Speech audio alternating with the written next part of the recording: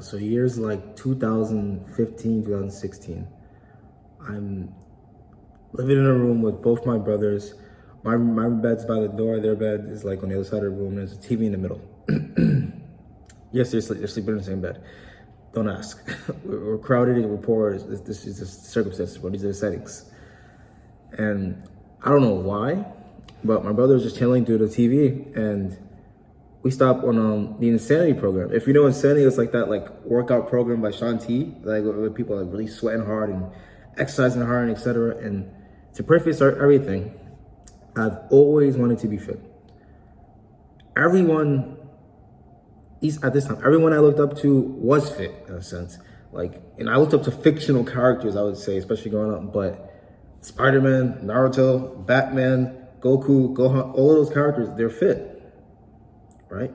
And to preface even more, anyone in school at that time, at least in my perspective, was good looking, sort of decently fit guy, right? So from my perspective, being more of a loner, more of an awkward, social, quiet guy, that was a gift in the world. That was something that puts you kind of forward, kind of creates this like halo effect, where if you know what the halo effect means, it basically means that people that are attractive get treated better, basically, just naturally.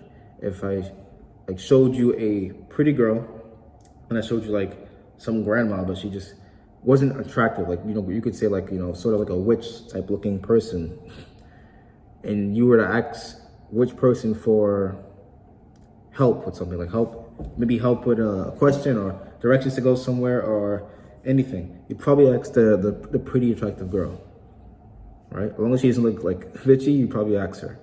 That's like the halo effect. So I knew that looks and being fit kind of had a place in the world, but I was not fit in the slightest, and I had a lot of health issues, like a lot.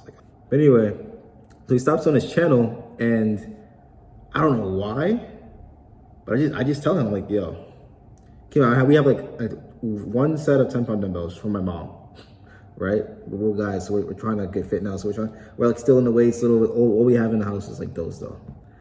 And I tell him, yo, I'll curl for an hour. If I can curl, there was no gain. There was no proper bet. It was just, I'll curl for an hour, and I bet him I'll do that. And he said, all right, bet. Kind of like a child's bet. I don't set anything up to get a reward from it or anything. He's not joining in, I don't think. I don't remember him joining in, but that was the bet. And yo, it's my core belief that women rise to praise, men rise to challenge, because I rose. I didn't go straight out. Like, no way I was actually curling nonstop for an hour, but I was curling for some really long winds of time because it was 10 pounds. I'm still kind of new, because I never worked out more than 5 minutes in my entire life before this point. Then probably just ab workouts, because we all wanted abs back then. If you didn't want abs, you probably had good mental health. I was just going all out, just going. And then once an hour came, drop. And I don't know what it was. Actually, I do know what it was. The feeling of, and until this day, I wish to tap into it the same way it felt back then, at least. The feeling of fulfillment and satisfaction. How many times in your daily life do you feel fulfilled and satisfied by something you're doing, that you feel proud of yourself? Especially at this young of an age, I think I was about 15, 16. The amount of fulfillment that I tapped into that day, I was like, whoa. Not only did I say I was gonna do what I said I was gonna do, but my arm is like exploding. It feels, this thing looking big. It's like a whole bubble down there in my head. And then I go to get some water, and bro, I could barely even hold the glass. I was like, ain't no way. I could barely hold the glass, bro. I'm going to get the water from the counter. It almost dropped. I'm like, whoa. There's zero strength in my arm now. This is serious. This is no joke. There's zero strength in my arm now. And from that day forward, yo, hooked. And when I say hooked, it was like, all right, I think I did like 4 days off because the soreness was ridiculous. If you've ever like tried to get into working out, you know that the soreness is going to be crazy. That first workout, the repercussions of that first workout is going to be insane, right? So the soreness is ridiculous. However, I still, I come back like 4 days, 3 days later, and I say, okay, Say I'm not gonna do curls though, because that's crazy. And I'm not gonna do an hour, but I'm gonna do like 15 minutes at least. And I'm gonna try and do it every day. I didn't really have a proper way of programming it. This was like early days of YouTube. I didn't really have a calendar or anything when I watched. Didn't Google anything, of course, as a kid. Just uneducated, just ignorant. But I just approached it. I said, fuck it, I'm gonna do it every day for 15 minutes. And eventually that became 30, but I was gonna do it every day for 15 to 30 minutes. And I'm gonna do curls and push-ups. And I mixed a couple of things in there, but that was really my main focus. It's just doing curls and push-ups. Whenever I got burnt out doing curls, I switched to push-ups. And yo, Hearts on Fire from Rocky 5, Animal I Have Become by 3 Days Grace, and Bring Me to Life by Evanescence, yo, on repeat.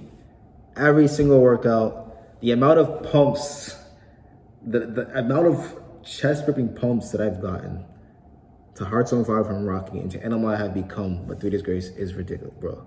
Till this day, you play me the beginning of Evanescence, Bring Me to Life, and it's goosebumps. Goosebumps, bro. About 2 to 3 months in is when I finally got my reality check. Because I was just doing this for satisfaction. But yo, what you put in, you eventually get out. The effort has to go somewhere. I remember I was just sitting in class and the girl I like's friend said, yo, you work out? Whoa, look at him, he works out. He's like, sort of like how they were friends to poke a joke at you to sort of make them notice. They're trying to be kind of nonchalant about it. And then the girl I like was also like, whoa, wow, look at you, you work out. And they both just started touching me, girls don't be asking, just started touching me. And yo, keep on, I'm doing this just for the satisfaction that it brings me. Of course, I wanted to change the way I look to some degree, but in my head, a month is going by, you don't see anything. You look at yourself in the mirror every single day, you don't see any changes. So you eventually have to attach to some different thought. And for me, it was just, I love the way it feels when I'm done. The pump is one thing. So in my head, the pump is every time there's a pump, some percentage of it must stay. It's like a video game, right? In my head, I'm thinking how the map, when you first start the game, the map pretty much is naked. There's no icons on it. There's no legends.